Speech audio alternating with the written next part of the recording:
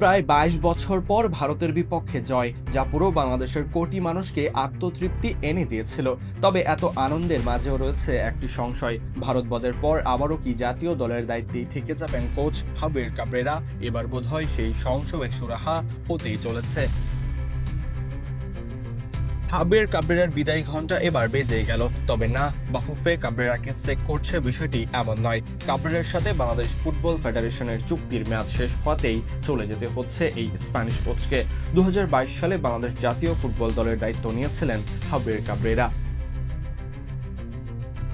এরপর কেটে গেছে প্রায় ৪ বছর। কাবরেরার হাত ধরে ৪ বছর পার করে ফেলেছে বাংলাদেশের ফুটবল।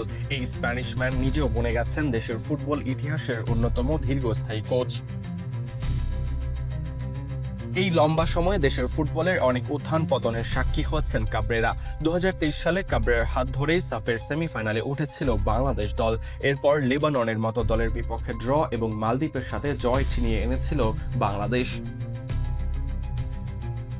তবে ২০২৪ এবং ২০২৫ সালে কাবরেরা বোধহয় পার করে ফেলেছে ব্যর্থতার সকল ষোলকলা। একের পর এক বাজে ডিসিশন, সিন্ডিকেটের সাথে জড়িয়ে যাওয়া, নির্দিষ্ট প্লেয়ারদের বারবার সুযোগ, এমনকি বাজে ট্যাকটিক্সের জন্য ভক্তদের ব্যাপক বিরক্তির কারণও হতে দেখা গেছে এই কাবরেরাকে। বর্তমানে বাংলাদেশের যেই স্কোয়াড, এটি দক্ষিণ এশিয়ার অন্যতম সেরা।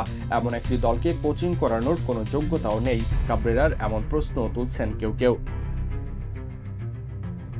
তবে এবার নিজের জায়গা ছাড়তেই হচ্ছে কাবরেরাকে। আগামী ২০২৬ সালের ৩১ মার্চ শেষ হচ্ছে কাবরেরার মেয়াদ।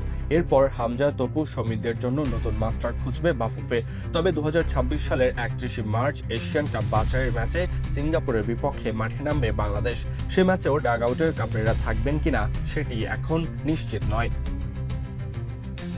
তবে আপাতত বাংলাদেশের ভক্তদের জন্য স্বস্তির খবর, কাবরেরা আর থিতু হতে পারবেন না জাতীয় দলের ডাগআউটে, এটি প্রায় সুনিশ্চিত।